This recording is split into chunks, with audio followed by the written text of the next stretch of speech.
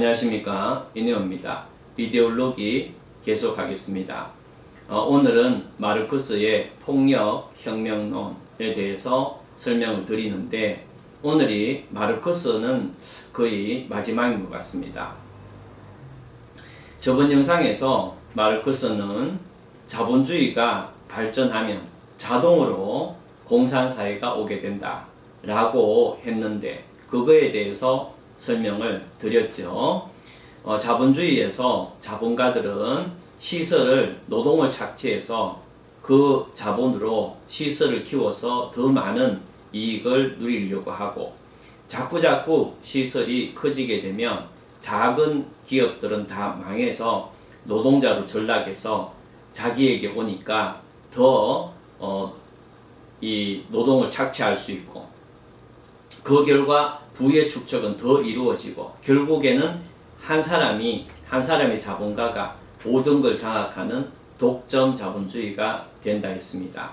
이렇게 독점 자본주의가 되면 이 자본가는 여전히 노동을 착취하기 위해서 노동자가 만든 100원짜리의 가치에서 그 임금은 50원 정도만 받게 되는 겁니다. 그만큼 나머지 50원은 자본가의 자본이 되는 거죠. 그런데 독점 자본가는 이렇게 되면 되게 좋을 것 같아도 결국 망하게 되죠. 왜 그런가 하면, 노동자가 100원짜리 물건, 가치의 물건을 만들었는데 노동자에게 월급은 50원만 주게 되니까 결국에는 노동자들 전부 다가 50원만지만 물건을 수요할 수밖에 없죠. 근데 공장에서는 100원짜리 물건이 쫙 나가는데 노동자는 월급을 50원 받아서 50원어치 밖에 못 사니까 결국에는 독점 자본가는 망하고 독점 자본주의는 자동으로 망하게 되고, 그러면은 자본주의는 끝나고 모두가 평등한 공산주의가 온다, 이렇게 말씀을 드렸습니다. 그러면 오늘 말씀드린 마르크스의 폭력혁명론은 뭔가, 그거에 대해서 설명을 드리겠습니다.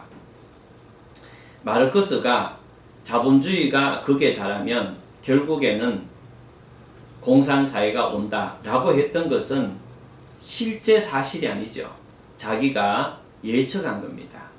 그런데 마르크스는 이렇게 필연적으로 자본주의가 망하고 공산주의가 온다 라는 믿음을 갖고, 그렇게 어차피 공산사회가, 계급이 없는 공산사회가 올 거라면 노동자들이 계속 착취당하면서 그 공산사회가 올 때까지 기다릴 필요가 뭐 있겠느냐. 어차피 올 세상이라면 지금 너네들이 나서서 가진 자를 다 죽여버리면, 그러면 또 그 사람들이 가진 재산을 다 나눠 가지면, 그러면 어차피 올 공산사회를 당길 수 있지 않느냐. 이게 이제 이 마르크스가 얘기했던 폭력혁명론입니다. 그래서 이 마르크스가 얘기한 대로 폭력혁명을 일으킨, 그래서 사회주의 혁명이 일어난 나라가 있죠. 그게 바로 러시아입니다. 제정 러시아라고 하는데요, 황제가 있는 러시아 이런 뜻입니다. 이 제정 러시아에서는 이 노동자, 농민, 하청 군인들이 힘을 합쳐서 지배계층을 다 죽여 없애고, 그래서 마르크스가 말했던 사회주의 폭력혁명을 일으켰죠.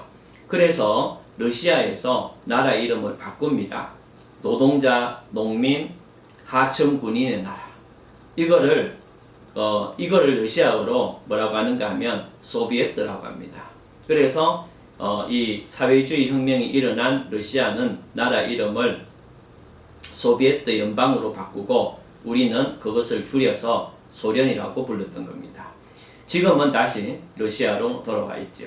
어쨌든 이 마르크스는 어차피 올 이 공산사회를, 폭력혁명을 일으켜서 당기는 게 지금 노동자들의 사명이다 라고 해서 실제로 그걸 주장했습니다. 그런데 이거는 실제로 일어날 사건이 아니죠. 자기의 상상 속의 어떤 역사적 발전을 마치 있는 것처럼 이렇게 강조를 한 다음에 그걸 믿는 사람들에게 가진 자 다 죽여라, 이렇게 어떻게 보면 얘기했던 그런 사상입니다. 그런데 마르크스의 폭력혁명론은 너네들이 힘을 합쳐서 가진 자를 다 죽여라 라고 하는 데서 끝나지 않습니다. 그 이유가 사실은 더 중요합니다. 자, 그러면 이제 마르크스의 폭력혁명론에서 마르크스가 혁명을 일으킨 다음에 어떻게 해야 된다 했는가, 그거를 지금부터 설명을 드리겠습니다. 마르크스는요, 한 사회에서 폭력혁명이 일어나지 않습니까? 그러면은 이제 자본가를 없애고 평등세계를 구축하는 거죠. 그런데 마르크스가 봤을 때 한 사회에서 이렇게 폭력혁명이 일어나더라도 다른 국가들은 여전히 이 자본가가 살아있는 거예요. 그렇기 때문에 마르크스는 이 자본가들은 자기 나라에서 이 노동 착취를 만족하지 못하고 다른 나라에도 끊임없이 진출해서 노동을 착취하려고 할 거다.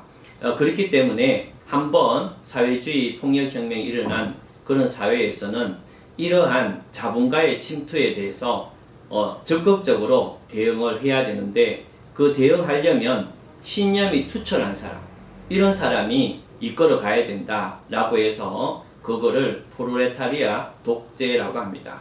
그래서 이 마르크스식 사회주의는 필연적으로 독재를 초래하게 됩니다.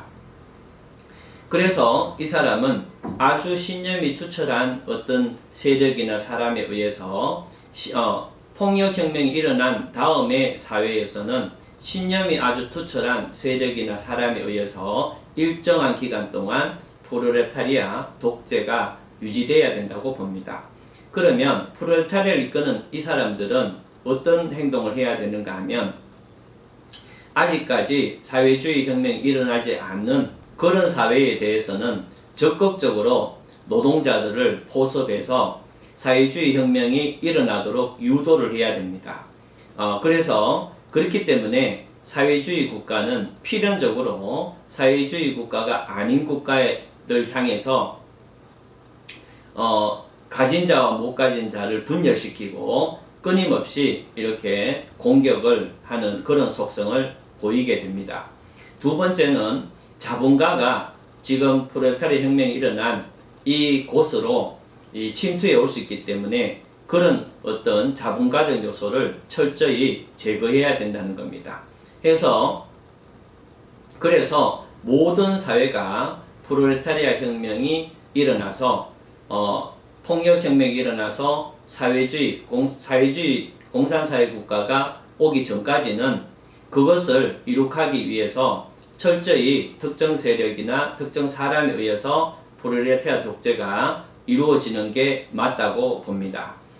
이 단계에서는 그러면 개인의 재산은 어떻게 지급돼야 되느냐라고 하면, 기본적으로 계급이 없어진 사회가 됐습니다. 프롤레타리아 폭력혁명이 일어났기 때문에 기본적으로 계급이 없어진 사회가 됐거든요. 그렇기 때문에 아버지가 누구냐에 따라서 이 신분이, 계급이 달라지진 않습니다. 하지만 여전히 어떤 사람이 노동을 했을 때 그 노동의 가치는 사람마다 크거나 작을 수가 있는데, 적어도 프롤레타리아 혁명 단계에서는, 프롤레타리아 독재 단계에서는 이 개인이 일한 만큼의 대가는 지급해 주는 게 맞다고 봅니다. 그러면 개인의 노동에 대한 대가까지도 다 똑같이 나누는 단계는 모든 세상이 전부 사회주의 혁명이 일어나서 모든 세상에서 계급이 없어진 단계가 되면 더 이상 계급이 있을 일이 없고, 또 노동의 대가를 계속 유지하게 되면 다시 계급이 생겨날 가능성이 있기 때문에 이 단계가 되면 이제 노동의 가치도 더 이상 인정할 필요가 없다. 이렇게 해서 완전한 사회, 즉 공산사회가 될 수 있다. 이렇게 보는 게 이 프롤레타리아 폭력혁명론 다음의 세계에 대한 구상입니다. 여기서 마르크스의 이 사상을 좀 정리하면, 이 사회주의 프롤레타리아 혁명이 일어난 사회는 필연적으로 다른 프롤레타리아 혁명이 일어나지 않은 어떤 세계나 국가에 대해서 필연적으로 공격성을 띠게 됩니다. 적극적으로 다른 사회를 분열시키고 이간질시켜서 그래서 그 나라에서도 자기처럼 폭력혁명론이 일어나도록 유도를 합니다. 그 다음에 또 다른 나라에 대해서 적극적으로 자본가에 대해서는 공격을 이렇게 하게 됩니다. 그런데 이 마르크스의 폭력혁명론은 이제 이런 과정을 거쳐서 프롤레타리아 독재를 거치고 그래서 모든 세계가 사회주의가나 공산사회가 되면 더 이상 프롤레타리아 독재가 없어지고 완전히 평등한 세계가 온다라는 그런 어떤 생각인데 여기서 좀 이상한 게 많습니다. 자, 그러면 그 부분에 대해서 조금 설명을 하겠습니다. 이 마르크스는요, 폭력혁명을 일으킨 다음에 신념이 아주 투철한 세력이나 사람에 의해서 프롤레타리아 독재를 해가야 된다고 얘기하거든요. 그런데 이게 이제 일반적으로 마르크스의 사상하고 좀 안 맞아요. 무슨 말인가 하면 마르크스는 수천 년 동안 지배 피지배의 어떤 싸움이 계속되어 왔고 형태만 바뀌어 왔지 계속되어 왔다고 보거든요. 그러면 이런 마르크스 입장에서 보면 인간은 필연적으로 이기적이라는 거예요. 그래서 가진 자는 더 가지려고 하고 가지지 못한 사람은 안 뺏기려고 하고 하는 과정에서 서로 충돌과 갈등이 일어나서 끊임없이 정반합의 개념 속에서 사회가 변화돼 간다. 이렇게 봐왔던 게 마르크스거든요. 그래서 인간은 기본적으로 자신의 이익을 위해서 행동한다라고 쭉 얘기해 놔놓고 갑자기 자신의 이익을 위해서 행동하지 않는 신념에 가득 찬 세력이나 사람이 존재한다라는 가정하에서 프롤레타리아 독재를 또 얘기해요. 그러면 앞뒤가 안 맞죠? 결국에는 이 마르크스 개념에 따를 때는 프롤레타리아 독재를 진행하는 그 사람도 굉장히 이기적이고 자기 이익을 위한 계층을 형성할 수가 있는데 마르크스는 그 점에 대해서 별 얘기를 하지 않는다는 게 좀 이상합니다. 이게 이제 첫 번째고요. 두 번째는 여러분들 그 북한 사람들이 실제로 이제 어떤 올림픽이나 이런 데 왔을 때 그 김정은이나 김정일 사진이 비에 맞았을 때 실제로 막 울었잖아요. 그죠? 그건 연기가 아니고 실제로 진심으로 막 우러나와서 우는 걸 보셨을 겁니다. 그러면 이 북한 사람들은 그 김정일이나 김정은에 대해서 어떻게 생각을 하고 있길래 그렇게 울고불고를 실제로 할까? 지금 제가 이제 이 프롤레타리아 독재를 얘기했죠. 프롤레타리아 독재라는 것은 아주 지고지순한 신념을 가진 사람이 철저히 외세의 자본가 세력에 맞서고 또 자본가의 어떤 억압을 받는 다른 사회의 노동자 농민을 구원하고 구제해야 된다는 그러한 어떤 자기 나름대로의 사명을 머릿속에 갖고 있는 겁니다. 그 사람들이 봤을 때 김정일이나 김정은은 정말 이 세계가 전부 자본주의화 됐는데 그런 자본주의의 공격을 참 고독하고 완전히 혼신을 다해서 막아낼 뿐만 아니라 그러한 자본가의 공격으로부터 자기 인민들을 철저히 보호하고 있는 고독한 영웅에 해당하는 거죠. 자기들이 봤을 때 그렇다는 겁니다. 그런 개념이니까 얼마나 그 기중하고 이렇게 되겠어요. 또 그 지배계층인 김정은이나 김정일이는 그 사람들에 대해서 그렇게 생각하도록 계속 세뇌를 시키는 거죠. 실제로 그러면 북한 사람이 아니더라도 이런 어떤 그 사회주의 폭력혁명용 프롤레타리아 독재 개념을 철저히 믿고 김정일이나 김정은을 보는 사람 입장에서는 그야말로 그 사람은 미국이나 이런 자본주의 국가의 공격을 이렇게 막기 위해서 혼신을 다하고 그 다음에 사회주의를 지키기 위해서 혼신을 다하는 고독한 영웅으로 이렇게 비춰질 수 있죠. 그런 사람 입장에서는 여전히 그 김정일이나 김정은을 그런 어떤 고독한 영웅으로 볼 가능성이 높아요.